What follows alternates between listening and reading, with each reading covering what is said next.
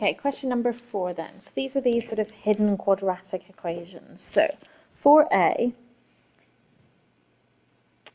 if you think about rewriting this and making it equal to 0, you'd have 7 to the power of 2x minus 7 to the power of x plus 1 plus 12 equals 0.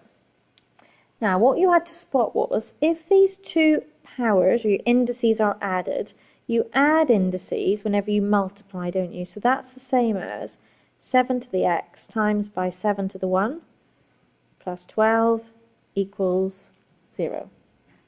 And then this was the trick. We say, well, what about if we let y equals 7 to the power of x? So if we're saying that, then 7 to the power of 2x is simply y squared minus, that's y times by 7, so that's 7y, plus 12 equals 0. And then all I need to do is solve this little quadratic. So if I'm solving this quadratic, the two numbers that multiply to give 12 and add to give minus 7 are minus 3 and minus 4. So either y equals 3 or y equals 4 are my two solutions. Now I'm not asked to find y, I'm trying to find this x value, so I need to substitute back in. So 7 to the power of x was what y was. And so 7 to the power of x equals 3, or 7 to the power of x equals 4.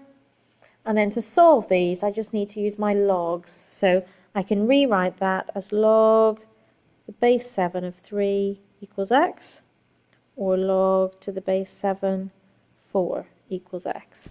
And the two answers we get for that, this one should have been 0.565, and that one should have been 0.712. And part B was almost identical actually. So part B, all you had to spot in part B was that 4 is the same as 2 squared. So that's 2 to the power of 2x minus, split this into 2 to the x multiplied by 2 to the 1, take 15 equals 0. Let's let y equals 2 to the x in this case.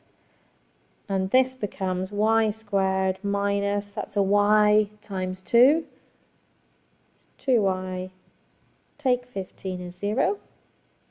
And then I'm going to factorise again. So two numbers that multiply to make that minus 15 and add to make minus 2 are going to be plus 3 and minus 5. So either y equals minus 3 or y equals 5. Now I'm trying to find x again, so let's sub in. So 2 to the power of x equals minus 3, or 2 to the power of x equals 5. Now, 2 to the power of something can never be negative. Your exponential curve never crosses the axes, it never goes below 0. So this one is impossible. For this one, we do like we did over here, we'll rewrite it as a log.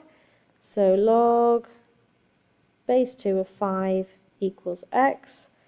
And that should give you x equals 2.32 to 3 sig fig.